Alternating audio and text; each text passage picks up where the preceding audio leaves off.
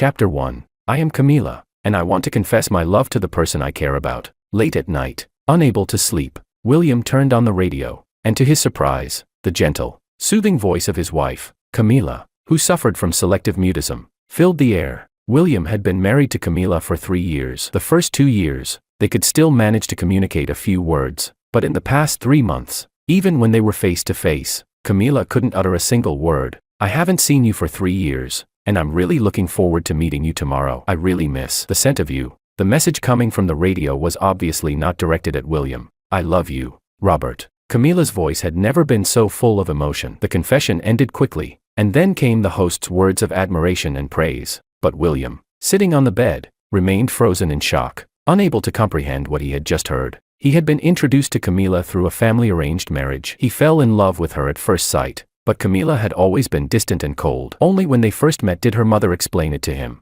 William, please understand, Camila has selective mutism. William called her mother. William, why are you still awake so late? William felt a lump in his throat. The long silence made Camila's mother anxious. What's wrong? Did Camila upset you? Did you know that Robert is back? William froze. It turned out he was the only one who hadn't known. I'm sorry, William. 3 years ago, I didn't tell you the truth. Camila Lynn's selective mutism started when her ex-boyfriend, Robert, left. I had no choice but to force her into this arranged marriage. It's quite laughable, isn't it? The only daughter of the prestigious Lynn family in City A is actually mute. But William, you don't need to be scared. No matter what, I'll take care of her. William didn't even remember how he hung up the phone, nor how he spent that long, lonely night. At that time, William researched extensively on the condition, and among the causes, he found one that said, caused by major external trauma. William didn't understand. He tried to subtly ask many people in the Lynn family, but none of them could give him a clear answer. Later, he tried various methods: psychological counseling, electroshock therapy, food therapy, chakra healing. He even took Camila to a stand-up comedy show. While he laughed uncontrollably inside, Camila remained silent and cold, sitting motionless. It wasn't until the moment he proposed that she seemed to make a big decision and finally said one word, okay. At that moment, William was overjoyed, but now, the happiness felt distant. Yes, he couldn't cure Camila's selective mutism because he wasn't the one who could heal her. A bitter feeling rose in William's heart, and a sense of fear began to take root. Her medicine was back, but what about him? He clenched his hands tightly, and a stubborn determination rose within him. Since Camila didn't love him, he no longer needed to remain trapped in this marriage. She wouldn't divorce him. So what about him? With that resolution in mind, William tidied himself up. 3 years ago, he had given up the opportunity to study medicine abroad for Camila. Perhaps it wasn't too late now. An hour later, he left the house, intending to go to a nearby shopping mall to buy some new clothes for himself. Sir, the suit you tried on is the last one available. Would you like to purchase it? William nodded and took out his card, handing it to the salesperson. I'm sorry, but another gentleman is willing to pay more for this suit. Would you be willing to let it go? William followed the salesperson's gaze and saw a man in a dark blue suit, chatting happily with a woman beside him, who was wearing red high heels. He stood up and took 2 steps forward, only to make eye contact with the woman, Camila.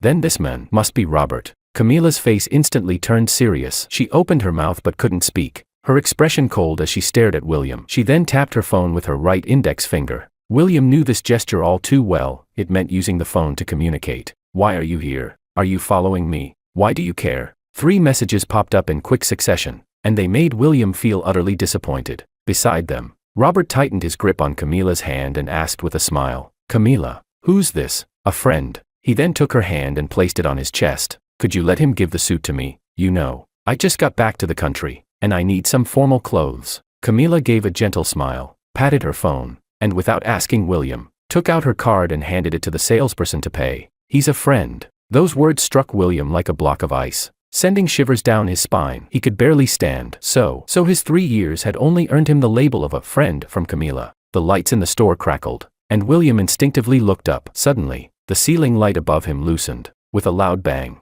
he felt a sharp pain in his back. In that instant, William felt a warm wetness under him. Trembling, he touched it, and his hands were covered in blood. The whole store erupted into chaos, with screams and phone calls ringing in his ears. But when he looked up, all he saw was Camila kneeling beside Robert, tightly gripping his hand against her chest, frantically looking around. Call an ambulance. An ambulance. William had never seen Camila so frantic.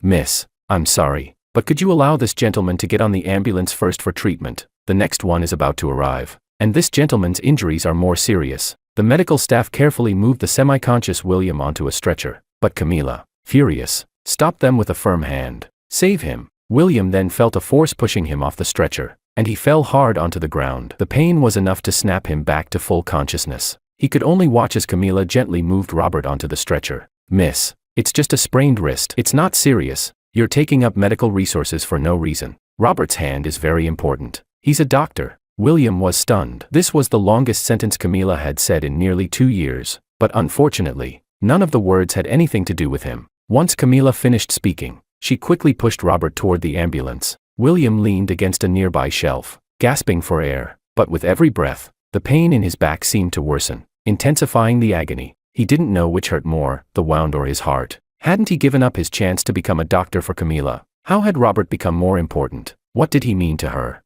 Suddenly, William mechanically tugged at the corner of his mouth. He was just a friend. And then, he passed out from the pain. Chapter 2. The first thing William did after waking up in the hospital was send Camila a message. We should get divorced. The moment he sent it, Camila pushed the door open and walked in. She was carrying 2 gift boxes, the same brand he had seen earlier that day. She placed them on the cabinet beside him and sat down directly in the chair next to his bed. Camila took out her phone. She must have seen his message, but there wasn't the slightest ripple on her face. The hospital room was suffocatingly silent. Yet William's phone chimed. It was Camila. You like this brand? I picked out 2 shirts that would suit you. When you're discharged, I can have the brand bring their collection to the house. You can even buy the entire store if you want. Robert is a doctor. A doctor's hands are very important. So, I was just nervous. Don't be angry. William lowered his head, staring at the phone as one message after another came through. In an instant, tears blurred his vision again. He finally couldn't hold it in any longer. You can talk to him. Why can't you talk to me? Even when we're face to face, you still have to text.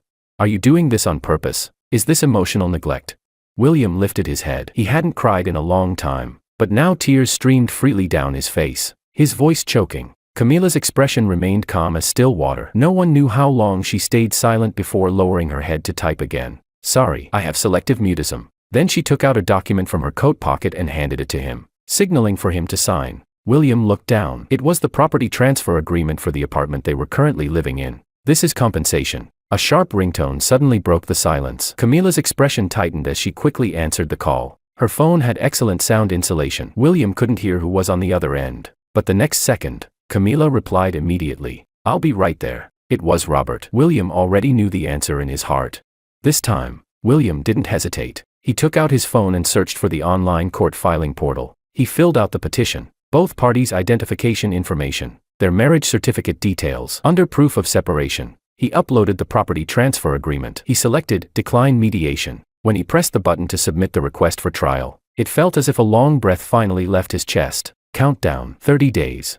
3 p.m. At the Property Transaction Center. We'll transfer the house. After staying in the hospital for a week, William received Camila's message. During that entire week, Camila had not sent a single message or made a single call. She hadn't come to see him either. Gradually, he began getting used to being alone. William arrived late, 3:30, but surprisingly, Camila was already waiting in the lobby. She hated people being late, yet there wasn't the slightest trace of impatience on her face. As soon as he arrived, staff from the VIP counter stepped forward to greet them. Camila had even thoughtfully prepared a bouquet, white roses, and beside it, a small velvet box, likely the latest model of a watch. A staff member moved to pull out a chair, but Camila stopped them, indicating she would do it herself. Even William found that unexpected. After thinking for a moment, he spoke. You really didn't have to do all this. A faint smile even appeared on Camila's face as she squeezed his hand. As if it took great effort, she forced out 2 words. It's fine. A rare moment of gentleness. A rare moment of spoken communication.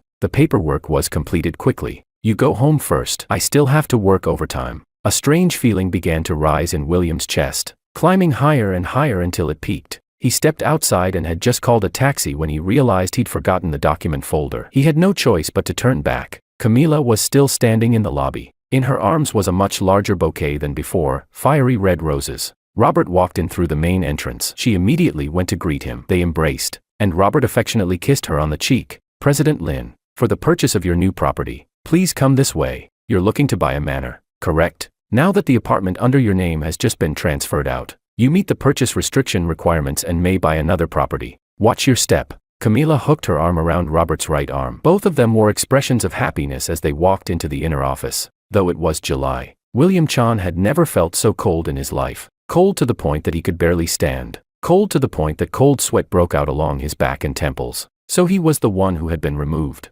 Mr. Chan. Hello. Your wife, Ms. Camila, did not respond to this lawsuit request. We reached her by phone, but there was no reply. It will be processed as default agreement to the divorce petition. Chapter 3. So your litigation request has been processed by this court. Within 30 days from the date you submitted the application, you may choose to withdraw it. If you do not withdraw, your marital relationship will be legally dissolved. The court clerk's voice was completely flat. Perhaps this was the simplest case among the countless divorce filings she handled every day. William took a deep breath. Even with trembling hands, he replied with a single word, "Okay." He took a taxi home. He stood quietly in the living room, looking around at everything. Then he began packing up Camila's belongings. He had no intention of moving out. Instead, he planned to remove everything related to Camila from this house. A knock sounded at the door. "Are you President Lin's husband? There's a greeting card for you." It was a courier. He handed over only an envelope. "I'm not Miss Lin's husband anymore." William took the card and suddenly said that. The courier froze for a second,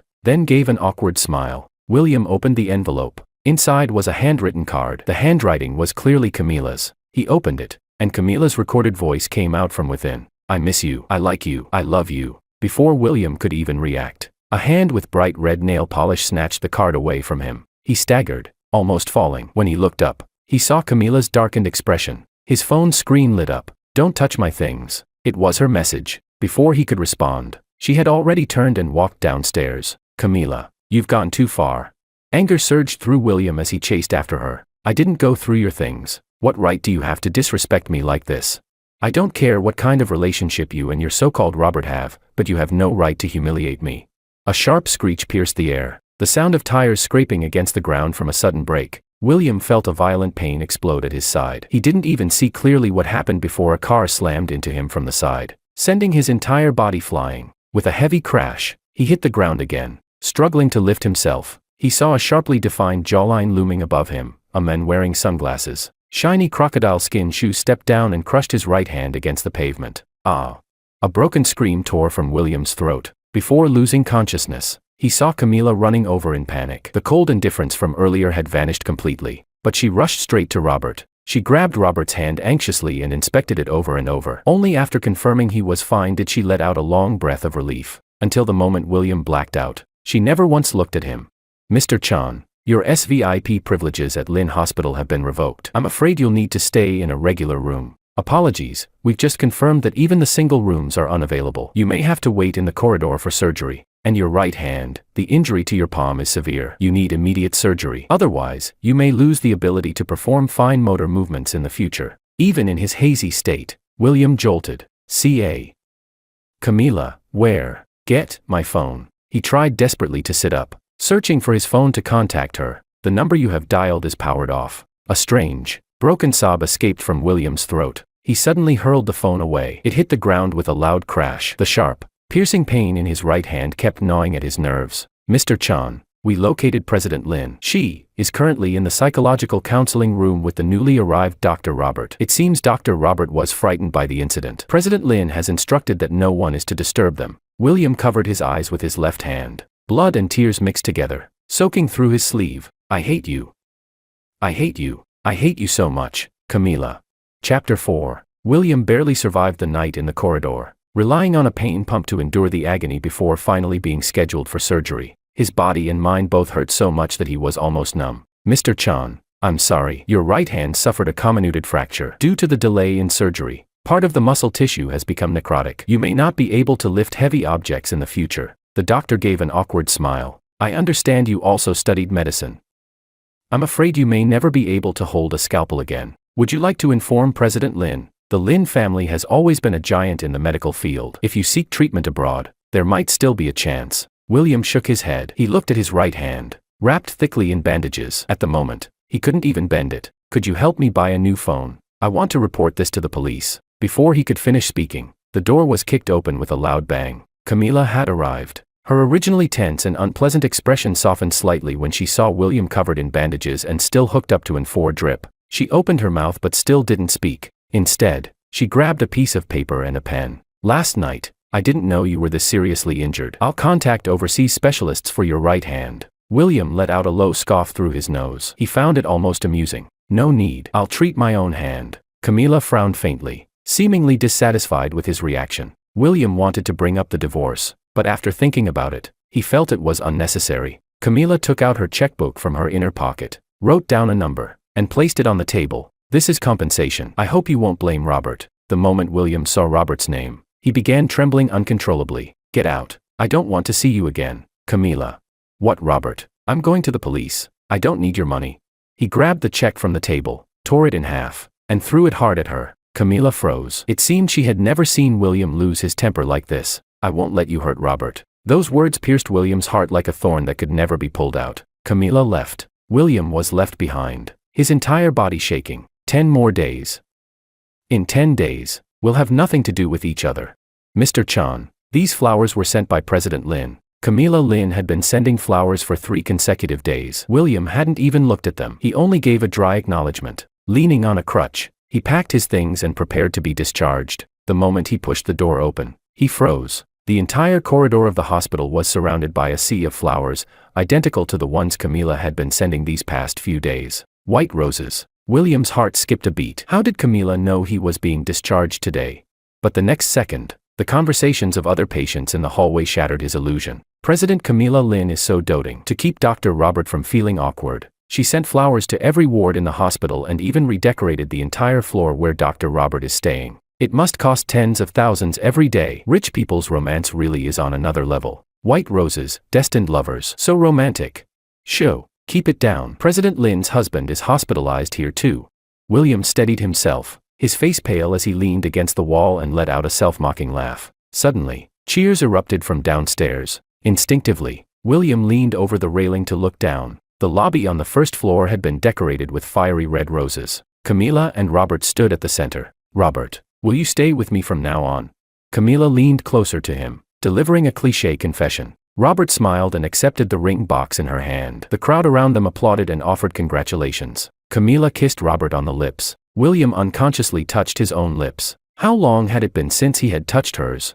1,000 days and nights. Yet somehow, he could no longer count them clearly. When she was with him, Camila didn't only have selective mutism, she also seemed to suffer from extreme cleanliness, never letting him come too close. At that moment, William felt as though the entire world was nothing more than a poorly staged farce. His ex-wife, who supposedly had selective mutism, publicly confessing her love to her former boyfriend. In the end, not being loved was the original sin. Chapter 5. William stayed out for a while. He bought a new phone, filed a police report, and gave his statement. He finalized his master's application plan for the second half of the year with an overseas study agency and purchased a plane ticket to the United States 10 days later. He planned to undergo treatment while continuing his studies. It was already 7 in the evening when he returned home. Looking at the house, half-packed and covered in a thick layer of dust, he knew Camila had never come back. After eating something simple, William continued sorting through his belongings. The door clicked open. Camila. She glanced at what he was doing, and her expression returned to its usual indifference. She felt that something about William today was different, though she couldn't quite tell what. Without pausing, she walked straight toward the bedroom. The sound of drawers being pulled open and things being rummaged through echoed out. Then she rushed back out, scattering the clothes and personal items William had neatly packed for her. What are you doing? William stepped forward, but she shoved him aside. He fell to the ground. Where is the recorder? She spoke. It had been so long since Camila had spoken directly to him. What recorder? I didn't take anything. William glanced at the blood slowly seeping through the bandages on his right hand as he answered. More frantic searching. When William looked up, he realized he had never seen Camila in such disarray. She was drenched in sweat, her scarf loosened and hanging crookedly around her neck, her dress smeared with dust. Where is the recorder? She stopped and glared at him, fury blazing in her eyes. I told you, I didn't see it. William had never been this firm before. He braced himself with his left hand and staggered to his feet. Standing face to face with her, Camila seemed at a loss. Her anger surged, her fists clenched and unclenched before she suddenly grabbed a blue and white porcelain vase nearby and smashed it to the ground. Ceramic shards shattered everywhere. My recorder. Where is it?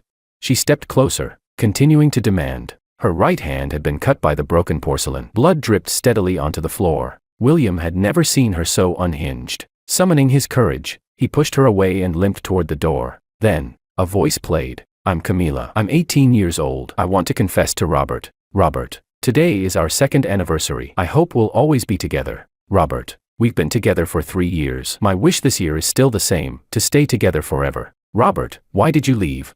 Robert. I'm going to get married.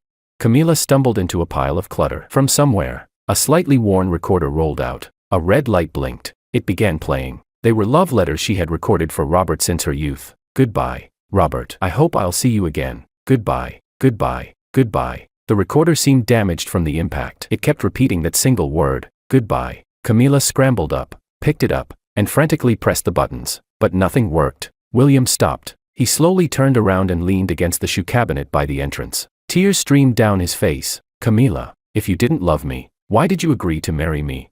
Her throat moved slightly, as if she wanted to speak, but no words came out. You have to listen to my explanation. William. The message flashed on her phone screen. William closed his eyes, forcing himself to calm down. He swallowed the bitterness rising in his chest. Leave. Take all your things and get out of my house. Camila pressed her lips together tightly. She only gripped the recorder, still endlessly repeating goodbye in her hand, and walked past him. Sorry. Chapter 6. In the days that followed, William did not see Camila again, but before leaving, he still had to return to the hospital one last time to have his dressing changed. In the hospital corridor, Robert's profile had already been updated and displayed among the many experts on the first floor. William glanced at it, and froze. The published paper listed under Robert's name was his university graduation thesis. He checked the name and the dates again and again. The timeline matched almost exactly with his own. Mr. Chan. Hello. A male voice pulled him back to reality. He turned. Robert. Care to chat?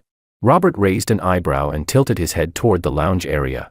William sat across from him. Everything about Robert was impeccable. His white coat was perfectly pressed, his hair styled meticulously with wax, every strand carefully arranged. Robert smiled faintly. When the court called that day, Camila didn't answer. I did. He gave a seemingly apologetic smile. I didn't know that staying silent would be considered consent to the divorce. Mr. Chan wouldn't blame me, right?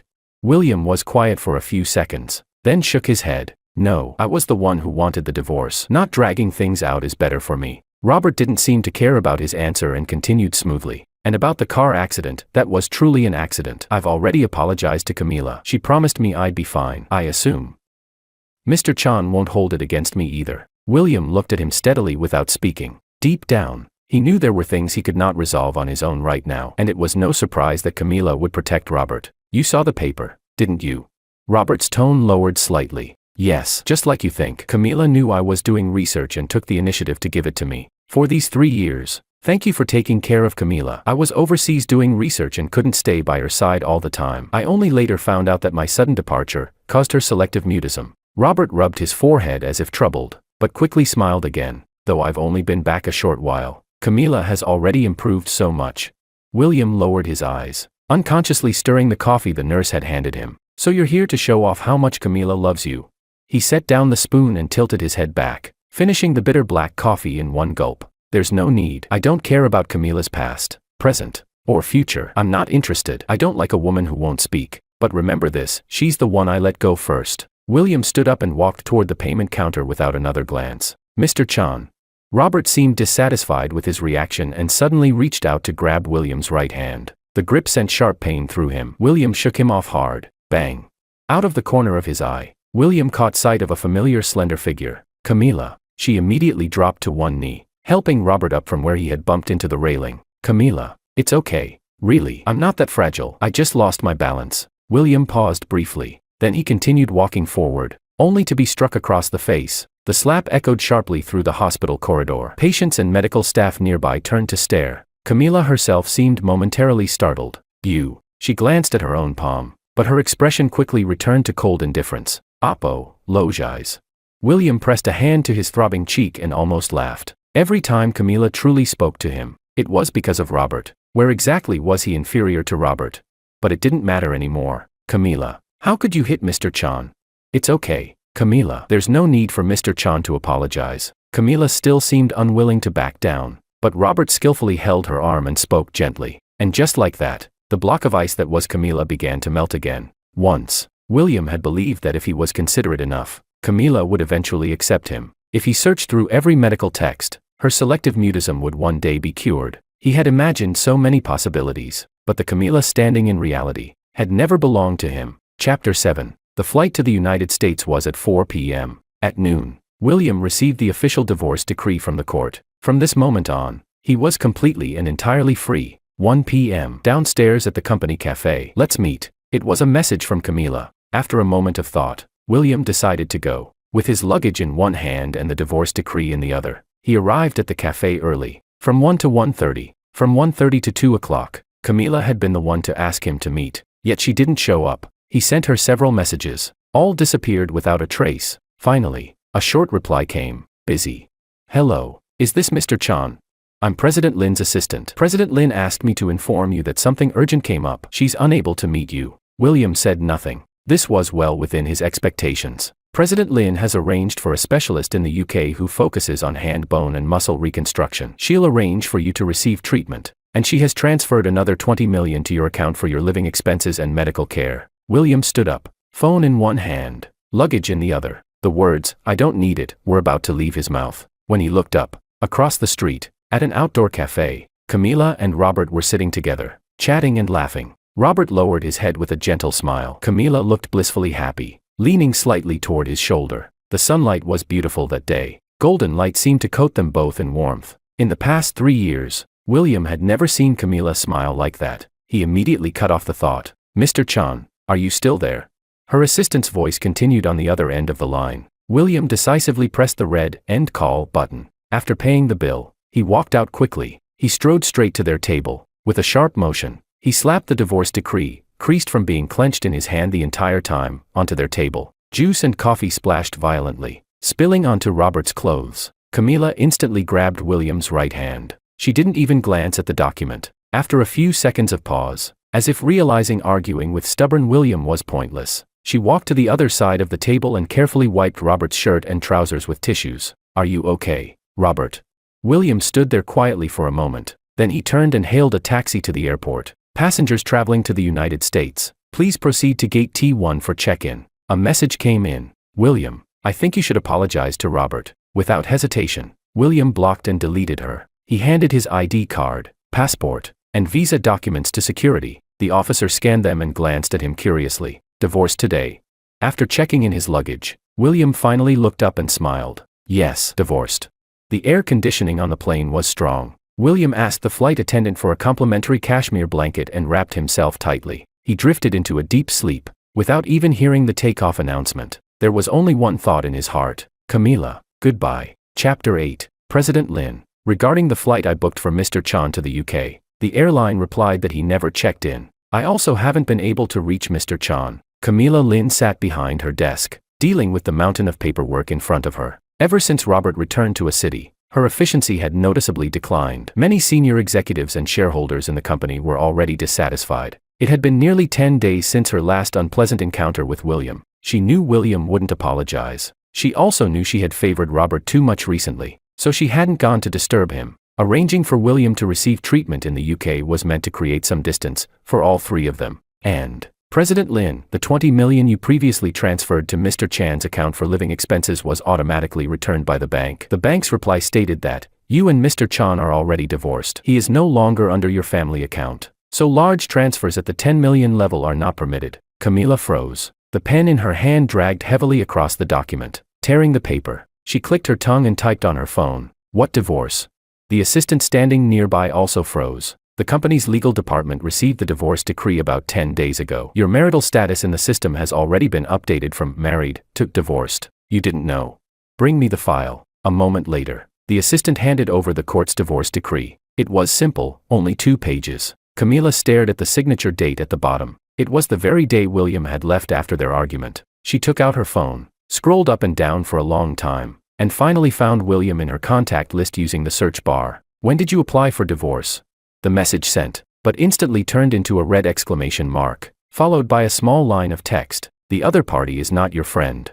The assistant watched Camila's expression change again and again, until she stood there staring blankly at her phone. Find out where William is now. Camila let out a faint sigh. After giving the order, she lowered her head and returned to her paperwork.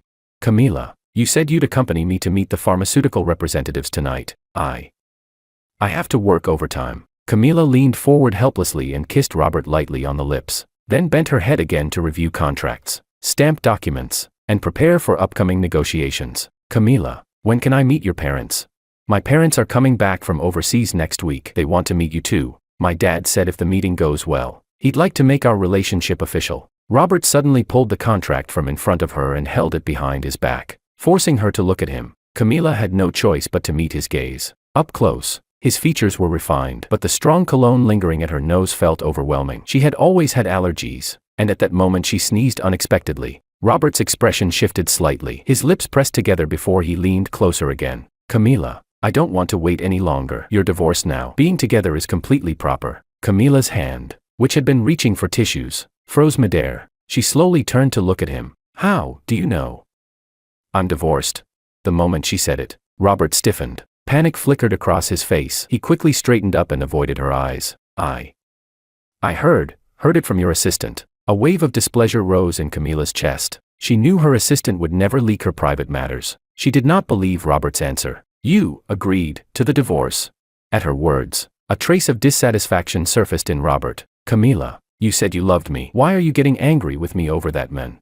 At the time, I didn't know it was the court calling. After I answered, I remembered you have selective mutism. It wouldn't have been appropriate for me to respond on your behalf. Who knew the court's process was like that? If you don't reply, it counts as default consent to divorce. Robert braced his hands on her desk, his tone softening as he leaned closer, attempting to capture her lips. Are you mad at me? He walked around behind the desk and began massaging her shoulders. I'm sorry, Camila. It was my fault. Don't be angry with me, okay? Camila instinctively shifted away from his hands. She opened her mouth as if to speak, but the scent of cologne irritated her again. After a moment's thought, she lowered her head and typed on her phone. We'll talk about meeting your parents after I finish this busy period. Chapter 9. Help me schedule a meeting with the presiding judge at the court. I want him to come to the group. Camila sent the message to her assistant. Early the next morning, she went as usual to the ENT department under her own hospital for a follow-up on her selective mutism. President Lin, your selective mutism has improved, but the progress is still limited. I recommend continuing rehabilitation training here with me. Mr. Chan sent me a very long email some time ago. It detailed your condition over the past 3 years. After reading it, I was quite inspired. I believe we can begin a new course of treatment tailored specifically to you. This time, I'll combine your situation with an entirely new. No need. Before the doctor could finish, Camila had already typed her refusal. Please transfer the materials to Dr. Robert and let him arrange it for me. After leaving the consultation room, Camila had intended to go straight back, but she paused and changed direction. She happened to have time to visit Robert. I told you to call me President, not Dr. Robert. Before Camila reached his office door, she heard his voice from inside. She frowned and did not push the door open. Yes, President. The hospital informed us that you have a meeting at 4 this afternoon, and at 5, you're scheduled for surgery. The nurse's voice grew softer and softer. Through the half-open door, Camila saw Robert holding a mirror and adjusting his hair. Several different bottles of cologne and styling products were laid out across his desk. And the hospital director hopes you can comply with the employee handbook. Doctors are not allowed to wear perfume or use styling oil during work hours or surgery. Before the nurse could finish, Robert slammed his hand on the desk. Do you know whose name this hospital carries? It belongs to my wife. I am Camila Lin's future husband. So it's president, not doctor. Whose words do you think matter more, mine or the director's? His tone was slow but intimidating. The nurse shrank back, clutching her files, and hurriedly opened the door, only to lock eyes with Camila. President Lin. She bowed deeply and greeted loudly. Robert instinctively turned around, a flicker of surprise crossing his face. He immediately walked over, pushed the nurse out the door impatiently, and then turned back to Camila with a bright smile. Camila, here to see me. He tapped her cheek lightly with his index finger, then took her right hand and gestured for her to enter. The heavy scent of cologne made her stomach churn. You shouldn't. Camila had barely begun speaking when Robert pressed her against the back of the door and leaned in. All right, I know. We shouldn't be too high profile. He lowered his head to kiss her, but her lips were tightly pressed together. She leaned back slightly. Their lips only brushed briefly. Robert stiffened at the subtle rejection. You don't like me anymore? Then I'll go apologize to her. He made a move toward the door, but Camila caught his right hand. Next time, I know. Camila, I won't. Don't worry. Camila held her breath, wanting to say something, but nothing came out. Her chest felt tight. My selective mutism records should have been sent to you. Could you handle my next course of treatment? Robert read the words on her phone. A trace of impatience flickered in his eyes. Selective mutism. Isn't it already getting better? Camila, as long as you stay with me more and marry me, it'll naturally disappear. There's no need for treatment. He turned aside, pulled his passport from a drawer, and showed it to her. "Why don't you take me traveling overseas next week? I still need one more course of treatment." She typed again. Robert grew visibly more irritated. He shook off her hand and turned his back to her. "I said there's no need. I'm a graduate of a top medical university too. Why don't you trust me? Since I came back, your condition has improved a lot, hasn't it? Psychological issues like this just require relaxation. I don't even want to keep working here anymore. It's so boring." Camila stared at his back. For some reason, she suddenly thought of William. "I'll accompany you to every future treatment session." "Okay. I'll stay with you until you're completely cured." William's smiling face surfaced in her mind. After a long silence, she suppressed the unease in her heart and stepped forward, wrapping her arms around Robert from behind in a gesture of reassurance. "Rest." The word left her mouth slowly, one syllable at a time. Her throat felt dry, her chest felt unbearably heavy. "President Lin, I'm sorry. The judgment has already been issued and has taken effect. This is an exercise of public authority and cannot be altered. There's no need for me to come to your group again. I have many other cases to handle." Camila opened her mouth, wanting to say something, but the heaviness in her chest remained. Not a single sound came out. Seeing her silence, the presiding judge said goodbye and hung up. She stared at the phone screen displaying "call ended." For a moment, she didn't know how to react. She and William were truly divorced. Chapter 10. William slept for more than 10 hours straight. Only when the landing announcement echoed through the cabin did he slowly wake up. The air conditioning on the plane was strong, but the wool blanket wrapped around him kept him comfortably warm. The aircraft will soon land at Huazhou International Airport in the United States. Please prepare for arrival. William sat up, turned on his phone, and connected to the in-flight Wi-Fi. A rapid string of notification chimes rang out. He quickly switched his phone to silent mode and apologized softly to the passenger beside him. When he looked carefully, he saw several missed calls from unfamiliar American numbers. There was also a small notification on WeChat indicating a new friend request. There wasn't a single message related to Camila. William subtly let out a breath of relief. Only when the slight weightlessness of landing washed over him did he finally feel that his new life had truly begun. "Mr. Chan, are you planning to sell the large flat under your name for 25 million? "Yes. I need cash urgently. Please sell it as soon as possible. A lower price is acceptable." Click. After hanging up, William continued cleaning his new residence in the United States. At this point, the only thing connected to Camila that remained in his life was the apartment she had transferred to him. Given the current situation, selling it and liquidating the asset felt appropriate. In 1 week, he would enroll in the prestigious Huazhou Medical School to pursue a 4-year Master of Medicine degree, focusing again on his specialties, mental health and cardiothoracic medicine. The person who had added him earlier was a faculty member from the university's admissions office, a Chinese-American professor named Misty. After accepting her request, William greeted her briefly. She sent over the course schedule, housing arrangements, and other important information. She also brought good news regarding his right-hand treatment. The affiliated hospital of the medical school would provide him with the most advanced internal treatment options at the lowest possible cost. They even informed him that a more severe case than his had fully recovered within 6 months. His condition was expected to recover in 2 to 4 months. Everything was progressing steadily. Just as William had anticipated, Camila never reached out to him again. She had always been somewhat aloof. At first, she might have assumed he was merely sulking or giving her the cold shoulder. Even after learning the truth, there was no longer any reason or excuse for them to contact each other. The American weather was beautiful. Sunlight streamed through the spotless glass windows, illuminating even the fine dust floating in the air. William found himself humming softly. Then, his phone rang again. "William, we discovered that your undergraduate thesis has already been published under the name of a Robert from Manchester Medical School in the UK. Were you aware of this?" It was Misty. William's eyes darkened slightly. "Yes, my ex-wife gave my thesis to him, but I still have my original outlines and detailed drafts. The field investigations in the paper were all conducted personally by me. I can provide supporting evidence." Misty chuckled lightly. "That's excellent. Please send the relevant materials to my email. The university will initiate an academic misconduct arbitration in your name. It should take about 10 working days. After that, your academic achievement will be restored." William agreed repeatedly. After hanging up, he immediately opened his laptop to prepare the materials. Even though the pain in his right hand forced him to pause every few minutes, a sense of joy rose in his chest. Perhaps, leaving Camila was the most correct decision he had made in these 3 years. Chapter 11. After working day and night without rest for more than 2 weeks, Camila suffered cardiac arrest on a flight to Thailand. At the time, Robert was seated beside her in business class, watching a movie with great interest. A suffocating sensation spread from her chest, gradually engulfing her entire body. It felt as though a massive stone was lodged in her throat.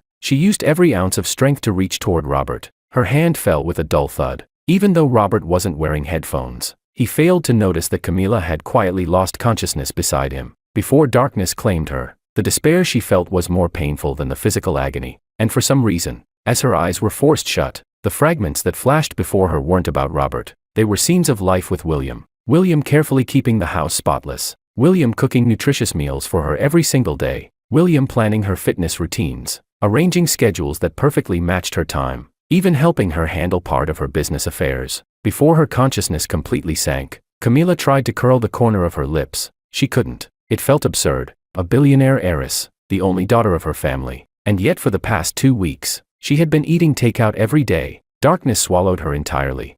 When hazy white light returned to her vision, Camila felt no joy at being alive. President Lin's condition is critical. Preliminary judgment suggests cardiac arrest caused by overwork. However, based on her medical history, it may also be a complication related to selective mutism. It's fortunate that a flight attendant discovered her in time. Otherwise, brain death would have been very likely. Camila's consciousness was still blurred. She tried to move her fingers, but couldn't. Strangely, she didn't feel pain. The strongest sensations were two conflicting emotions. One part of her felt exhausted, desperate for release. The other part felt hollow, aching with an indescribable bitterness. It had been a long time. She hadn't heard Robert's voice. "Robert, are you President Lin's family member?" Silence filled the air. Camila waited, but no answer came. President Lin must have someone with her at all times over the next 3 days. This is an extremely critical period. Someone must remain by her side constantly to prevent another incident. After 3 days, if her indicators stabilize, it would be best to charter a flight and return home. 3 days, but I booked an island-hopping day tour for today. Robert's voice carried dissatisfaction and irritation. Even the doctor sighed. This concerns a human life. Thailand will still be here. You can return for travel once President Lin's condition improves. Can I hire a caregiver for her? Robert seemed to have found what he thought was a reasonable solution, even sounding faintly relieved. But Camila felt as though she were plunging into an endless abyss. That suffocating bitterness of near death surged back into her chest. So this was the man she had loved. When had Robert become so indifferent to her? Beep, beep. The heart monitor suddenly emitted a piercing alarm. Not good. President Lin's vital signs are unstable. Prepare 3 milligrams of epinephrine. Bang. The doctor pressed the defibrillator paddles, coated in gel, against her chest. Her body jolted upward violently. A blinding white flash filled her vision. Then she crashed back down onto the bed. Again, and again. She felt as if all the blood in her body had rushed to her head, swelling to the point of splitting apart. And then, she sank once more into endless, chaotic darkness. Chapter 12. President Lin, you're finally awake. That's wonderful. When Camila Lin opened her eyes again, her throat felt as if it were burning. She wanted to cough but couldn't. Her lips were painfully dry. Water. The voice that answered wasn't Robert's. It was her assistant's. Hearing her request, the assistant quickly raised the hospital bed so she could sit up slightly. President Lin, drink slowly. Camila took small sips, but even swallowing required tremendous effort. She pointed to her throat, signaling discomfort. President Lin, your throat hurts? All right, I'll get the doctor. In his rush, the assistant ran out to call the doctor, forgetting even to press the emergency button. Camila slowly scanned the room. She was still in Thailand. Robert was not by her side. Her assistant must have been called over after she lost consciousness again. The doctor and nurses soon entered and performed a brief examination before exhaling in relief. President Lin, you are temporarily out of immediate danger. However, you are still in a critical recovery period. You must remain here for observation. High-altitude cabin pressure could cause hypoxia and potentially trigger another cardiac episode. Camila glanced at her assistant. He immediately understood. President Lin says her throat is uncomfortable. She would like it examined again. Before the doctor could respond, Robert's voice sounded from the doorway. Camila's throat is definitely fine. I personally checked her recently. Everyone turned. Robert stood there wearing a large gold watch, sunglasses pushed up onto his head. Dressed like a vacationer, he carried several luxury brand shopping bags in his hands. Camila, you're finally awake. I waited so long for you to wake up. I stepped out for less than half an hour and you woke up. What a coincidence. I'm so happy. He pushed past everyone and rushed to her bedside. The sudden movement jolted her chest. Pain shot through her, and she vomited a mouthful of blood. Ah. Robert cried out at the sight of blood and instinctively stepped back several times in disgust. When he noticed the others staring at him, he forced an awkward smile. That was unexpected. I didn't react in time. Only then did he slowly step forward again, picking up tissues to wipe her mouth. Camila's expression turned icy. She turned her head away, avoiding his touch. Robert's hand hovered awkwardly in midair. Her assistant smoothly took the tissues from him and gently cleaned the blood from the sheets. Perhaps you could step outside for a moment while the doctor continues the examination. What did you say? Are you implying I don't understand medicine? Something in Robert snapped. Anger flared instantly, but the assistant blocked him and pushed him out of the room, locking the door behind him. Robert refused to give up. He twisted the handle frantically. When it wouldn't open, he began pounding on the door. Who do you think you are to stop me from going in? I told you I'm a doctor too. Why can't I be present? I'm President Lin's future husband. What are you? When Camila recovers, I'll have her fire you immediately. Camila, open the door. Let me in. His final shout made several people in the room exchange glances. Then he added, my shopping bags are still inside. Chapter 13. The ruling on the ownership of William's thesis came quickly. The hearing was scheduled for 3 days later. A 3-member review panel would be formed, consisting of Robert's master's supervisor and 2 professors from Huazhou Medical School. They would examine the paper on the spot, review collaboration traces and supporting materials, and make a final determination. That morning, William dressed early, a tailored dark gray suit, a white stand-collar shirt underneath, matching cropped gray trousers, polished brown leather shoes. Looking at himself in the mirror, he felt something was missing. He immediately went to a nearby Mont Blanc boutique and selected a coordinated brooch and wristwatch. You have excellent taste, sir. The sales associate praised generously. William smiled politely. Thank you. When William arrived at the venue, Misty was already there, earlier than him. Soon, the professors arrived as well. Robert did not. Professors. The phone number left by Mr. Robert remains unreachable. Prior to this, we sent formal written invitations, but received no response. According to regulations, this evaluation hearing will proceed. After explaining the situation, the staff instructed everyone to present the prepared materials. These included the original thesis manuscript, William's writing outlines and draft records, citation logs and field investigation documentation. Since Robert had provided nothing, the committee had independently collected his academic records during his studies, class assignments, other published papers, and related materials for comparison. The result came quickly. There was almost no suspense. After review, the panel has determined that ownership of the thesis belongs to Mr. William. With the approval of the Dean of Manchester Medical School, Mr. Robert will be stripped of part of his research credentials. His master's diploma and degree certificate will be revoked. Thunderous applause erupted. Misty beamed and gave William a warm hug. William felt both hands trembling. His face flushed. Tears shimmered faintly in his eyes. Seeing his expression, Misty mistakenly thought she had overstepped. I'm sorry. William, I'm just so happy for you. William shook his head. I'm just too happy. Even his voice trembled. I never imagined it would go this smoothly.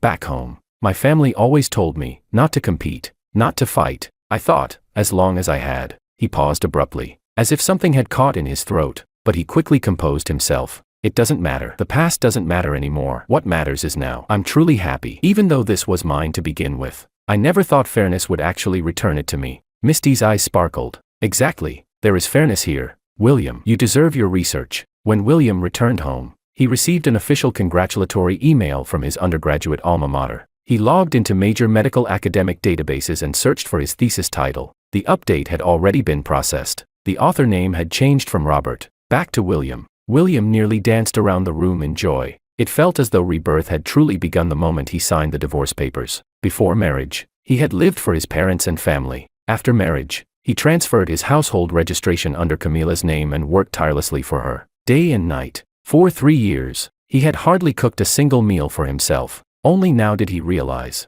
divorce and rebirth were almost synonyms. Chapter 14. After nearly 2 weeks of recuperation in Thailand, Camila finally chartered a private jet back home. Her cardiac condition had stabilized somewhat, but her selective mutism had worsened again. Even when facing Robert, she could no longer speak a full sentence naturally and smoothly. On the second day after regaining consciousness, Camila had already resumed work. Meanwhile, Robert continued enjoying himself, shopping, island hopping, clubbing, living as if on permanent vacation. He had even short-term rented a villa. When Camila confirmed the date of their chartered return flight, he looked displeased. So we're going back to work again. Camila, can I quit my job?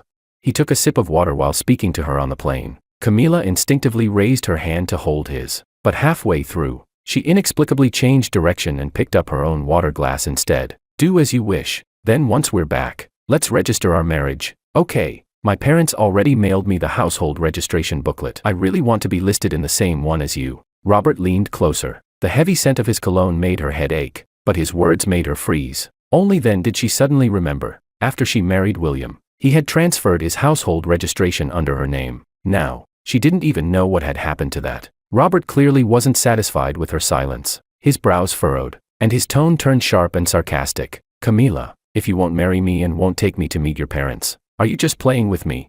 Before I went abroad, you said you wanted to marry me. Now I'm back. You're divorced. You're free. And you have no reaction to marriage? Do you still like your William? He left and now you can't let go. Is that it? Those words struck something inside her. She didn't even look at Robert. Her gaze remained fixed on the water glass in front of her. Lately, she had been thinking of William often. Was it because she couldn't let go? Did she still care? If William were still here, would he have forced her to travel abroad under such exhausting pressure? Would he have noticed her discomfort immediately? Would she have ended up in the hospital for a second resuscitation? Would her selective mutism have worsened again? Bang!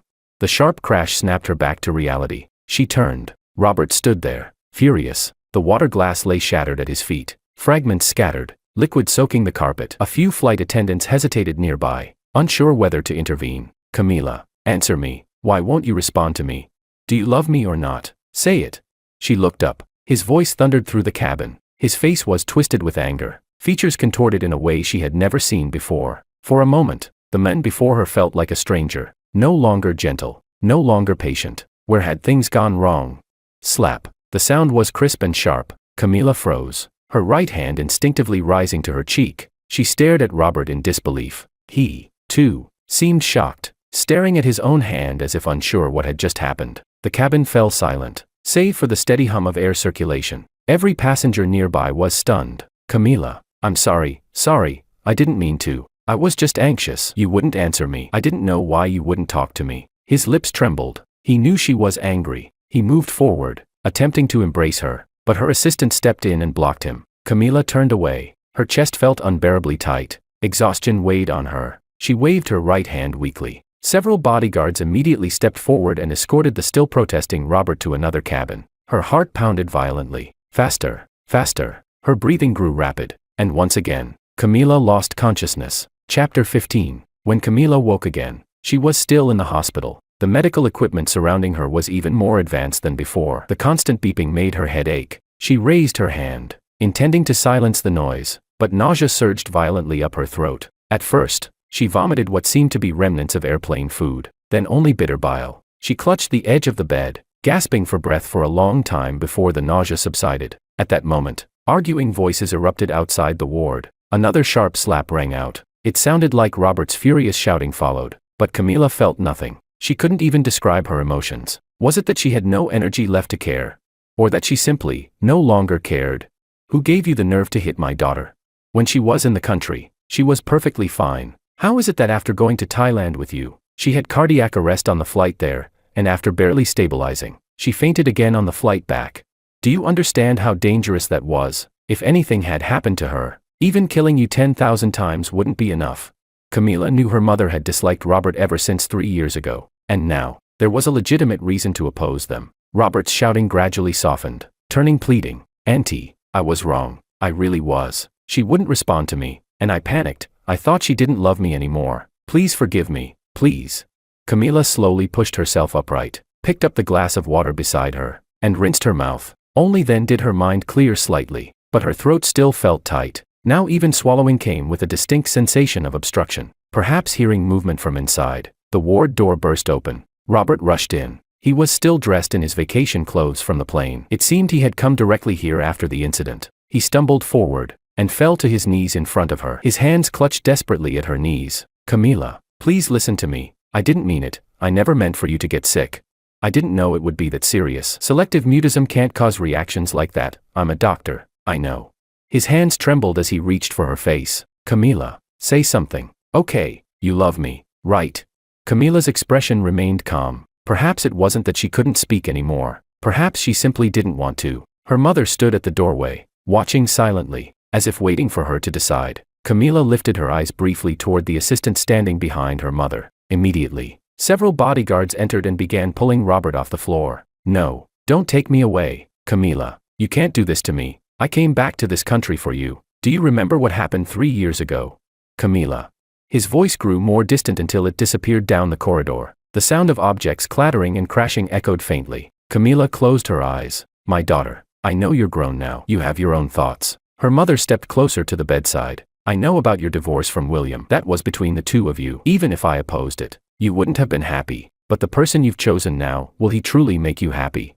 I hope you think carefully. Chapter 16. Camila stared in disbelief at the laryngeal examination report in front of her. President Lin, after the examination, part of your speaking problem may be related to selective mutism, and part of it is due to a tumor growing behind your throat's laryngeal tube. It may be the result of you being overly exhausted during this period. The tumor has been developing very rapidly recently. We recommend that you arrange for surgical removal as soon as possible. I have a checkup every month, don't I? Why was this never detected? The attending oncologist glanced at the screen of Camila's phone. President Lin, I've reviewed your previous reports. It's true that nothing showed up in the examinations over the past 3 years. However, in last month's report, the tumor was already clearly visible. If it had been treated at that time, it probably wouldn't have led to such serious consequences. Oh, right. At the time, Dr. Robert took the report directly. You know, Dr. Robert has a great deal of authority in this hospital, so none of the other doctors intervened in your personal medical matters. The doctor did not continue on that topic. He simply informed Camila of the precautions she needed to take over the next few days and gave her several suitable dates for surgery. After looking them over, Camila felt her mind in turmoil. She raised her right hand and pressed her temple. She just felt so tired. It seemed that ever since Robert came back and William left, her life had become a complete mess. She let out a long, heavy sigh. Arrange the surgery for tomorrow morning. As Camila lay on the operating table, she actually did not feel much nervousness. The doctor, on the other hand, was extremely tense, constantly reassuring her that this was only a minor procedure. President Lin, please rest assured, we will use the most advanced technology available. The incision will be very small, and the tumor will ultimately be removed through your mouth. For 1 month after the operation, you must only consume room temperature liquid food and avoid any stimulation to your throat. Camila nodded. Soon, the nurse turned her over, and the anesthesia was injected through her spine. She felt the cold medication slowly entering her body, and then her consciousness gradually faded. Camila had a dream. It seemed she had returned to the day of her blind date with William. She still remembered that at the time, Robert had just left without saying goodbye and flown abroad. Back then, Robert didn't even know her true identity. What she had admired was his determination and conviction to leave resolutely in pursuit of his ideals. Hello, I'm William. Camila followed the voice. It was William from 3 years ago, when they had first met. 3 years ago, she had looked at him with disdain and contempt, deep down looking down on the pampered young heir of a wealthy family. This is the eldest son of the Chan family. He's extremely outstanding. He has already completed his bachelor's degree in medicine and has received multiple graduate school offers. Even the hospitals in the capital hope he can join them. Her mother, standing beside her, was very satisfied with William. Mr. Chan, are you not planning to continue your studies? Camila was also intrigued by her mother's question and studied the men in front of her. 3 years ago, she had never paid attention to what William studied, where he graduated from, or what plans he had. I am. William lifted his head and looked at Camila. Because I like Camila very much. It's normal to give up one thing for another. At this moment, I want to try choosing Camila. Camila abruptly opened her eyes, struggling to sit up, but the nurse forcefully pressed her back down. Administer more anesthesia. Why did she suddenly wake up? She heard the doctor's voice. Her eyes grew moist as she once again began to lose consciousness. She could no longer remember what William's real answer had been 3 years ago, nor did she know where this sentence had come from. She had never known that William liked her so much, enough to give up so many things for her. Her last conscious thought before slipping into unconsciousness was, she wanted to find William again. Chapter 17. President Lin, you really can't get on a plane so soon. Even if we found out which university Mr. Chan is attending in the United States, you still have to prioritize your health. The assistant paced anxiously back and forth in front of Camila's hospital bed. At the earliest, you can't fly until next month. The doctor also said that high-altitude conditions make accidents far more likely. Haven't you learned your lesson from what happened in Thailand? Book me a ticket for next Monday to Huazhou, USA. Camila didn't say much. She simply typed the words onto her phone screen. Check where William Chan's household registration is currently located. The assistant's expression turned awkward when she saw the line. After you divorced Mr. Chan, he processed the transfer of his household registration online. I no longer have the authority to see where it was moved. It's possible it was transferred back to the Chan family. And the house you previously transferred to Mr. Chan, he's already sold it. Aside from his previous bank account, we no longer have any way to establish contact with him. Camila stopped typing, and the assistant naturally fell silent as well. But then, there was a knock at the door. Before anyone could open it, The visitor had already walked in. It was Robert. In just a few days since they had last seen each other, Robert had grown noticeably haggard. Deep dark circles hung under his eyes. No amount of makeup could conceal them. His cheeks were hollowed out, and his entire demeanor was dispirited and exhausted. This time, Camila didn't even need to signal her assistant. The assistant immediately stepped forward and blocked him. "Sir, it's not convenient for you to come in. President Lin needs rest." Robert bit down hard on his lower lip. Camila, can you not reject me like this? I really know I was wrong. Can you forgive me?" A trace of impatience surfaced in Camila's eyes. Robert saw every bit of it, and panic completely overtook him. "Camila, the thesis you gave me, my advisor contacted me. The academic misconduct arbitration ruled that it belongs to William. My authorship rights, my degree, and my graduation certificate have all been revoked." His voice trembled uncontrollably, as if he were sinking into profound fear. When Camila heard him mention this, she suddenly remembered the absurd things she had done before. The guilt she felt toward William deepened even further. "Now, the hospital is going to fire me too. As long as you say one word, just one word, I can stay. I'm begging you. Please speak for me. We were together for so long." Robert's knees trembled violently. Seeing Camila's indifferent expression, he suddenly gritted his teeth and dropped to his knees with a loud thud that echoed across the floor. "Camila, I'm kneeling before you. Can you give me a chance to change?"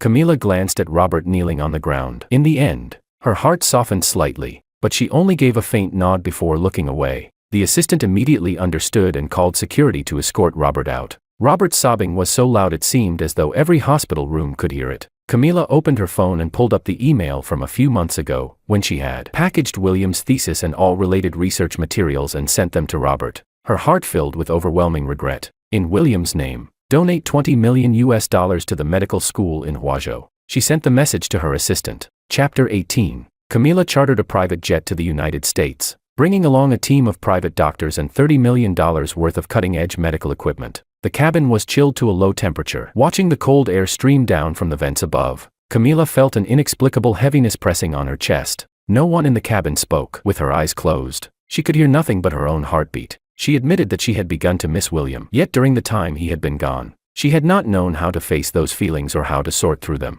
All her contact methods had been blocked by him. The divorce decree was still in her briefcase. In truth, Camila had no confidence in taking the initiative to reach out to William. The only thing she could do was spend more money, make more compensation, hoping he might change the negative impression he held of her. She had never thought that the dozen-plus hours on a plane could feel so unbearably long. She tossed and turned in the spacious first-class cabin, unable to fall asleep for even a moment. Every hour, her private doctor came to check on her physical condition. At last, the plane landed. Huazhou, USA, was drenched in heavy rain, shielded by 7 or 8 private bodyguards. Camila passed through the VIP channel and stepped directly into a black luxury van. "President Lin, we'll head to the hotel first. As per your request, the donation of funds and supplies to Mr. Chan's medical school has already been fully delivered. The equipment transported on this charter flight will also be sent over immediately. There's no need to worry." The assistant reported the latest progress while displaying the successful transfer records on her iPad. Camila pushed the iPad away with one hand and smoothed her long hair with the other.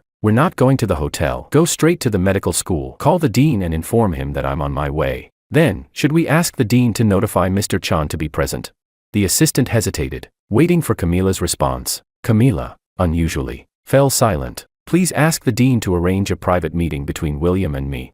The drive from the airport to the university took no more than 30 minutes. Yet Camila was so tense that the palm gripping the seat's armrest was slick with sweat. She didn't know whether William's departure had been a calculated move to make her chase him, nor did she know whether he still had any feelings left for her. Exhausted, she closed her eyes for a brief rest, but the discomfort and tight obstruction in her throat clung to her relentlessly. Despite the torrential rain, the dean of the medical school stood respectfully outside the main entrance. "President Lin, thank you very much for your generosity." Camila did not spare him a glance. Surrounded by bodyguards and her assistant, she hurried into the research building. She gave her assistant a look. The assistant immediately turned back into the curtain of rain and shook hands with the dean. "Dean, President Lin's schedule is very tight. Regarding the meeting with Mr. Chan that we discussed earlier, may I ask where it has been arranged?"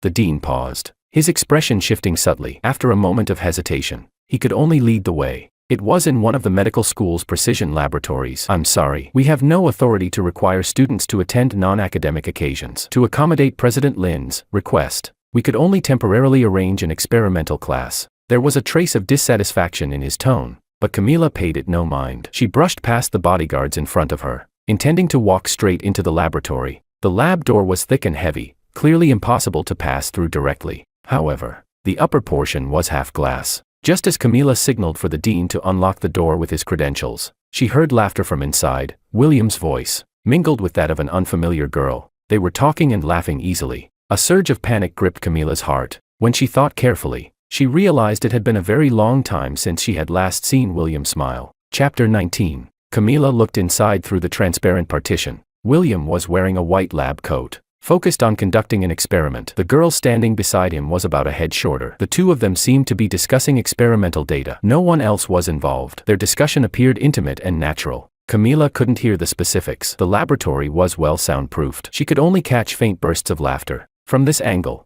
William's smile was radiant. The girl beside him looked equally delighted. Camila suddenly didn't dare to open the door. She was afraid the outcome would be unbearable. A wave of tightness gripped her chest. Her head swam with dizziness. She could barely stand. A slight sway backward almost made her collapse. The assistant beside her immediately panicked and called the doctors waiting at the entrance of the institute. Oxygen tank. Is there an oxygen tank? Hurry. President Lin needs emergency treatment. Inside the precision laboratory, William seemed disturbed by the commotion in the corridor and instinctively turned his head. Camila forcefully shoved away the people trying to support her, snatched the dean's ID access card from around his neck, and with a sharp beep, swiped open the laboratory door. William was startled by the sudden intrusion. Almost instinctively, he stepped in front of Misty, shielding her behind him. Only then did he clearly see who had come. That single protective gesture pierced Camila's eyes. The words she had intended to say lodged in her throat. Their gazes finally met. Who is she? Did you divorce me because of her?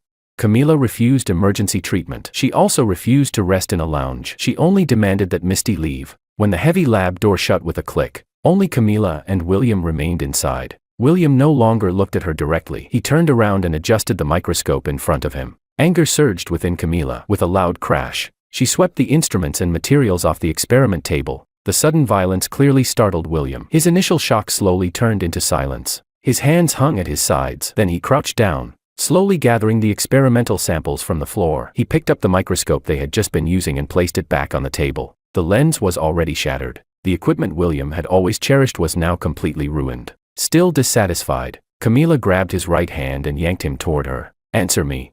The glare of her phone screen was blinding. A surge of irritation flooded William's heart. He forcefully shoved her hands away, breaking free so abruptly that even he seemed surprised by his own strength. Camila, I'm not mute, and you're not mute either. Your medication is back in the country, with Robert. I've already made space for you too. Stop coming here to make trouble for me. As the words left his mouth, William suddenly realized something. He bit down stubbornly on his lower lip. The thesis was written by me. I got it back on my own. You have no right to interfere. Do you really think that the so-called power in your hands can control everything? If you've got the guts, let Robert write his own thesis and win his own awards. I am not the ladder for him to climb up. William's expression was intense, his chest rising and falling violently. But Camila was in so much pain that she could barely straighten her back. Cold sweat poured down her skin. One hand hastily braced against the edge of the lab table, yet she still collapsed to the floor with a heavy thud. Save me. Chapter 20. Camila forced herself to stay conscious. A sharp ringing filled her ears. She could see William's expression, agitated, his lips moving nonstop, but she couldn't hear what he was saying. She wanted to apologize. She wanted to ask him if he could come back. She wanted to ask him if they could not divorce, but none of it made it out. Her breath was lodged in her throat, neither rising nor falling. She didn't know whether it was her selective mutism acting up again or the unhealed wound from the tumor removal. Her throat felt unbearably dry. The words she wanted to say were countless, yet in the end they condensed into just one sentence. I'm sorry. Her right hand struggled to grip the corner of the table, trying to steady herself, but behind her, it felt as though a massive black hole was dragging her backward, refusing to let her stand. Her other hand stretched forward desperately, reaching for William. He wasn't far away, but somehow, she simply couldn't grasp him. William. Her eyelids grew heavier and heavier. Her throat tightened until even breathing became difficult. Time seemed to freeze in that moment. She sat on the floor in despair, gasping for air, staring at the ground to force herself to remain conscious. The ringing in her ears intensified. Then people rushed in, one after another. Someone lifted her up. Someone fitted a breathing mask over her mouth and nose. At last, fresh oxygen flooded into her lungs. William. Where was William? It felt like a long time before Camila regained clarity. The moment she did, She tore the breathing mask off her face and pushed back hard against the force trying to move her forward. William.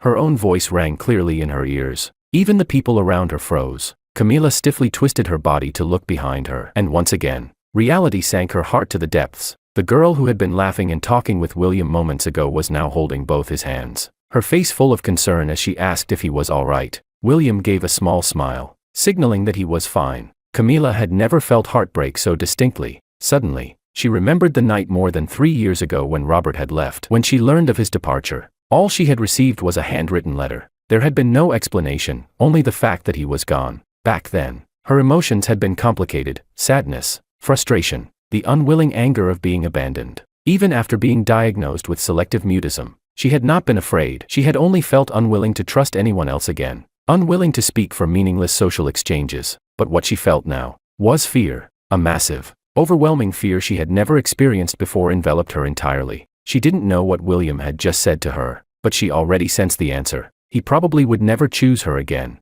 Camila clenched her teeth and staggered forward, pushing through the crowd, trying once more to reach William. It was only a few steps, yet her entire body was drenched in sweat. The blast of cold air from the air conditioning instantly raised goosebumps across her skin. She shoved the girl standing in front of William aside. William instinctively stepped back several paces, his eyes filled with vigilance. Camila opened her mouth. At last, her voice returned home. "Remarry me. Come home." But William's rejection was absolute. The chill in his eyes deepened. The corners of his mouth turned downward, his brows furrowed in visible annoyance. "I refuse." Chapter 21. It ended in complete discord. Camila sat quietly in her hotel room, listening to her father's voice over the phone. "You're already in this condition and you're still running all over the world. I'm not blaming you for being sick. But the doctor made it very clear, you're not allowed to travel. Do you know how many issues the corporation is facing right now? Do you know how much the group lost in just the 2 days you were unconscious?"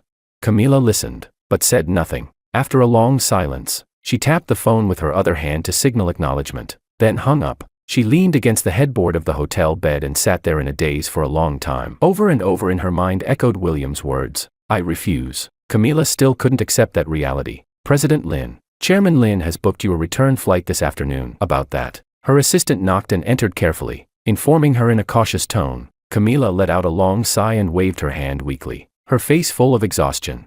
After returning to a city, Camila used the excuse of sponsorship to inquire about William's situation every so often. She didn't have the courage to contact him directly. About half a year passed like this. During that time, Robert was still working at a hospital under the Lin Group. However, because his research results, degree certificate, and graduation certificate had been revoked by the university, it was later discovered that his medical practitioner qualification had been obtained through a loophole in a joint domestic and international education program. He had not actually completed any formal theoretical or practical professional training. As a result, a city-first hospital also revoked his registered medical license. Over those 6 months, Robert tried countless times to see Camila, but he never managed to meet her even once. In the end, with no other options left, he resorted to bribing the hospital director through various means. Only then did he barely manage to keep his job, but only as an assistant physician. It was the spring of the following year. President Lin. Camila's assistant rushed into the office, her face bright with excitement. 4 months. Camila had numbed herself with high-intensity work. During that time, she had also tried every possible legal channel to appeal and revoke the already effective divorce judgment. But every attempt had been rejected on the grounds of insufficient evidence and proper legal service at the time. Mr. Chan is coming back to the country, and this time, it said he'll be competing for a newcomer award in the medical field. Camila's attention snapped upward. She put down the documents in her hand and signaled the assistant to continue. This competition and the subsequent academic forum will be held at a city-first hospital. That means Mr. Chan is returning to a city.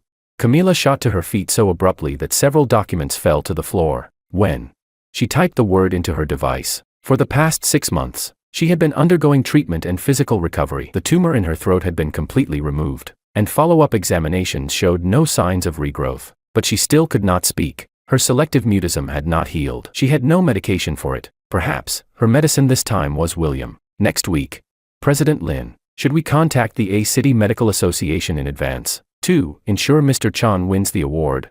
Even now, Camila could feel her nerves tightening. She gripped her phone so hard her hands began to tremble. She typed, deleted, typed again. Under the name of event sponsorship. Transfer 10 million in funding. Visit every professor who may participate in this forum. Make my intentions clear. Yes, President Lin. Her assistant agreed immediately and left to carry out the arrangements. But Camila's heartbeat refused to settle. Chapter 22. Camila finished a full day of work at around 11 o'clock at night. When she went down to the underground parking garage to drive away, she ran into Robert. He had been waiting there for nearly an entire day. The moment he saw her, his face lit up with uncontrollable joy. "Camila," Robert called out excitedly. Camila didn't respond. She stared at him for 2 seconds, then tried to brush past him and open her car door. But Robert blocked the handle tightly, refusing to let her leave. "Camila, how long are you going to stay mad at me?"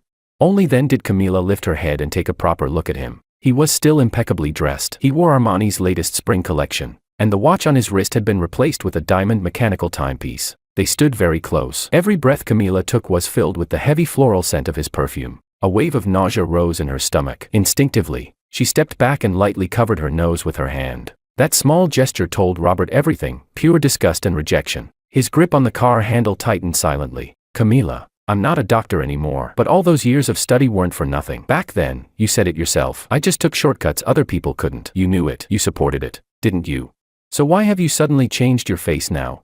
There was anger and resentment in his voice, though he tried hard to suppress it in front of her. Camila remained standing there, silent. After a brief pause, Robert continued, "I really know I was wrong. In Thailand, and before that, it was all because I wanted to marry you so badly. I thought you would tolerate me endlessly, care about me. So I became spoiled and reckless because I relied on your affection. Camila, can you give me one more chance? Let's get back together. Okay, I'll study properly again. I'll retake all the exams and earn my certifications legitimately. I'll put you first in everything. I'll personally oversee all your treatment plans. Your selective mutism was almost healed half a year ago when I came back.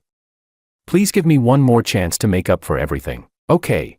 His voice cracked. His words tumbled over each other in desperation, every sentence a plea. Camila still said nothing. She lowered her head and calmly sent a message on her phone. Robert watched her anxiously. Within minutes, 2 teams of security guards rushed in from both ends of the garage. "President Lin, we've received your instructions." Without hesitation, they grabbed Robert from the car door despite his struggles and restrained him to the side. "Please get in the car." Another guard immediately opened the door for Camila. "Camila. Camila, don't do this. Just give me one more chance, please." Robert's knees were so weak that, if not for the guards holding him up, he would have collapsed to the ground. "Camila, I'll be participating in this competition too. Just give me one chance. Okay, if I win, can we talk?"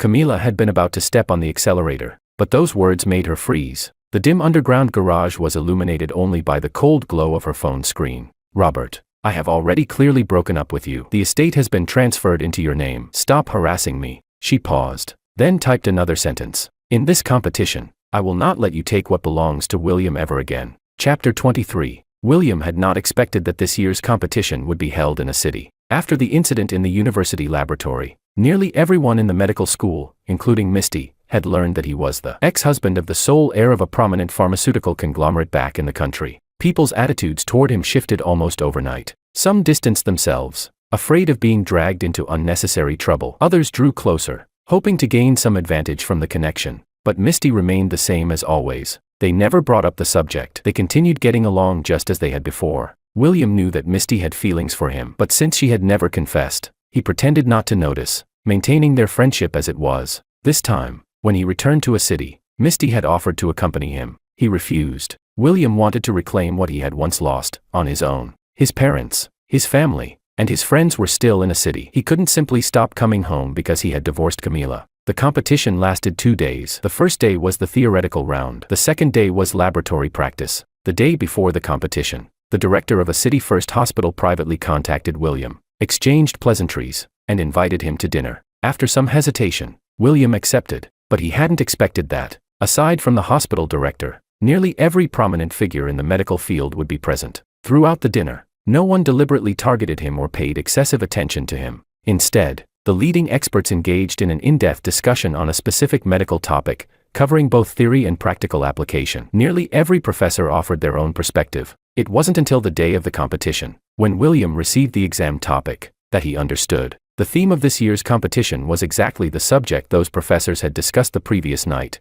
laryngeal tumors. They had intentionally leaked the topic to him. William fell into silence. He could easily guess why. Camila. That was the kind of person she was. If she wanted something, she would find a way to obtain it, no matter what. He handed in a blank paper. On the second day, he did not skip the practical round, but he deliberately performed poorly, making obvious mistakes. Even the medical staff supervising the session offered reminders, yet he acted as if he hadn't heard them. After leaving the hospital, William immediately bought a ticket back to the United States. Everything here felt meaningless. Yet just before boarding, he received a call from the event organizers. Mr. Chan, hello. Congratulations on winning the gold medal in this competition. We regret that you left early and were unable to attend the award ceremony, but we will mail the medal, certificate, and prize money to your address in the United States. William couldn't help but let out a quiet, incredulous laugh. So this was what it felt like to be placed on a pedestal. He replied lightly that it wasn't necessary, then boarded the plane without another word. During the long flight, the entire episode felt like an absurd farce. It wasn't until he landed and returned to campus that Misty called him. William, do you remember Robert? The one who took your thesis before, he also participated in this forum competition. I just received news that he filed a complaint with the organizers, accusing you of using improper means to obtain the award. He even posted your exam paper and your practical operation video online. William, tell me honestly, what's going on? I know your ability. There's no way you would perform that poorly on something as straightforward as a laryngeal tumor procedure. Chapter 24. William scrolled through the complaint post that had been exposed on a domestic medical forum, and the more he read, the more absurd it felt. He had never wanted to rely on anyone to obtain something that did not rightfully belong to him. Yet once again, he had been dragged back into the center of public scrutiny. His phone chimed at just that moment, a message from an unfamiliar number. William, I'm sorry. I didn't know things would turn out like this. I'll have someone handle Robert's complaint post on the forum immediately. I guarantee it won't affect you. As for this award, just accept it with peace of mind. I won't allow any unexpected changes. Trust me. It was Camila. The entire world felt like a farce. That was William's only thought. He still did not reply to Camila. Instead, he immediately called the event organizers, informing them that he did not wish to accept the award. He promptly faxed a formal clarification statement along with a declaration of withdrawal from the prize. As expected, it wasn't long before another message from Camila arrived. William, I'm truly sorry. I will donate another batch of equipment to your institution. Also, I've just instructed Jiangzhou Hospital to hold another similar competition and forum at the end of the year. This time, I will strictly control Robert. There will absolutely be no mistakes. William read the message and couldn't help but feel a bitter laugh rise in his chest. After thinking for a long time, he finally replied with one sentence. I will not remarry you. Please leave my world. The moment he sent it, he blocked Camila's new number. Almost instantly, another message came through, from yet another unfamiliar number. Still Camila. A suffocating pressure settled heavily in his chest. Then came a wave of exhaustion. Apologies and promises kept flooding in. Interspersed among them were bank transfer notifications and inquiries from his institute's dean. This had once been the life he desperately wanted.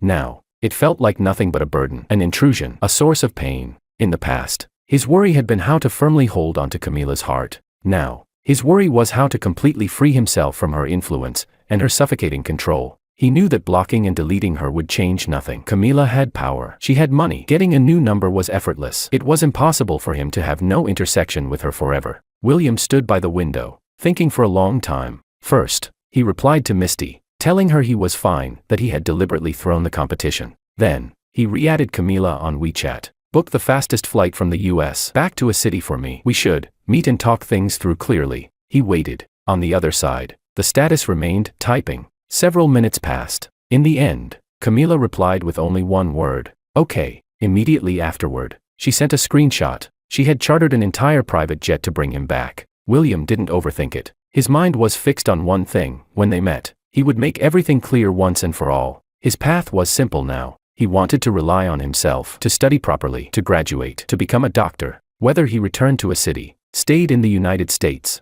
or went anywhere else in the world, he had too many things left undone, too many landscapes left unseen. He would not spend another ounce of his energy on a woman who belonged to his past. Even if he had once loved her, the William of today felt no attachment, no lingering affection, for Camila at all. Chapter 25. Camila had arrived at the airport long before the plane landed. When her assistant informed her that Robert had somehow obtained William's exam paper and practical operation video from the forum competition, and had even published them on a highly authoritative medical forum, she felt as if all the blood in her body had rushed violently to her head. Even the hand holding her phone trembled uncontrollably. What should she do? How had she managed to ruin everything again?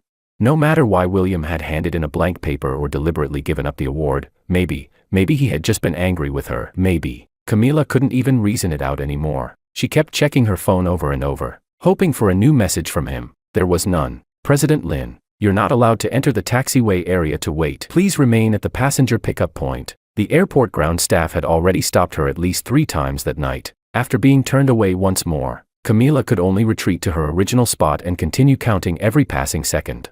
The plane landed close to 3 in the morning, yet Camila felt no trace of sleepiness. Even at that hour, the airport was still crowded. At last, amid the flow of passengers, she spotted William. He wasn't carrying any luggage, just a small carry-on bag. It seemed he had no intention of staying long. In less than a year, William looked like a completely different person. He used to appear drained, pale, perpetually tired. Now, even in the simplest casual clothes, he looked bright and full of vitality. He looked up and saw her too, but Camila suddenly didn't dare to step forward. Stiffly, she lifted her hand and gave a small wave. Forcing a faint smile, she shaped the words "long time no see" with her lips. She thought she had made a sound, but it was so soft that he probably couldn't hear it. As William pushed through the crowd and walked toward her with a restrained expression, she felt as if the entire world had narrowed down to just the 2 of them. She tentatively opened her arms, wanting to hug him, but William stopped about a meter away. Camila let out a self-mocking smile and awkwardly lowered her arms. She led him out of the airport and into her business vehicle. The driver in the front seat didn't turn around. He glanced at the rearview mirror and asked carefully,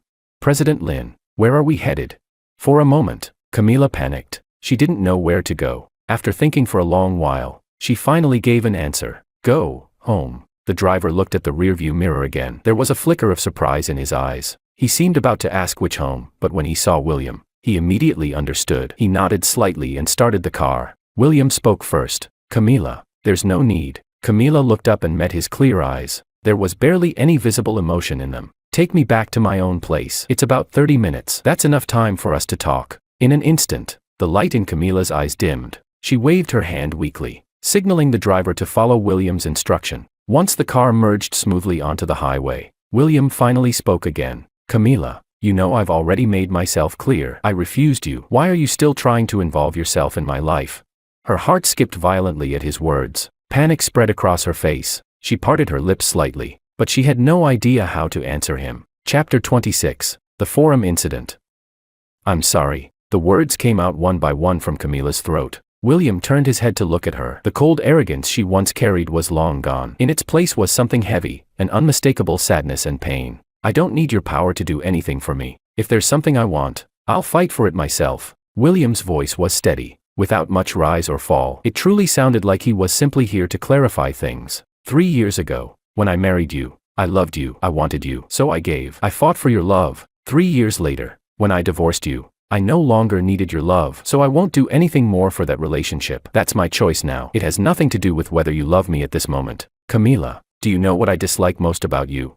William suddenly looked straight at her. Camila froze, her lips slightly parted, unsure how to respond. "What I dislike most is your self-centeredness. For the past 3 years, you lived in your own world. Stuck in the moment Robert left. No matter how hard I tried, you never saw me. And 3 years later, you're still selfish. So selfish that you're trying to keep me, someone who wants freedom, bound to your side. What I want most is freedom, but because of your selfishness, you're trying to take that away. This forum competition, I wanted to win, but I didn't want to win like that. Because of your selfishness, I lost an award that should have been mine. Because of your selfishness, I've been judged and suspected by the entire medical field. Maybe you can suppress them for now, but what about later?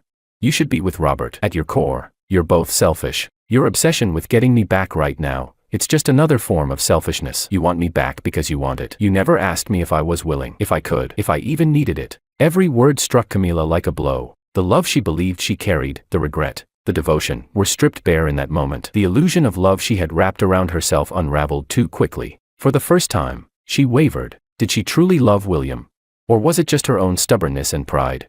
"William, I'm sorry. The forum, it was my fault." Camila lowered her head and spoke slowly, word by word. She didn't try to stop him. She had no justification left to do so. The old Chan family residence came into view. Half an hour of conversation. It wasn't long, yet it wasn't short either. The car stopped by the roadside. William unfastened his seatbelt and moved to get out. Suddenly, Camila threw herself into his arms. She held him like a precious treasure, arms locked tightly around his waist, greedily breathing in the familiar scent at his neck. "Can you be the attending doctor for my selective mutism?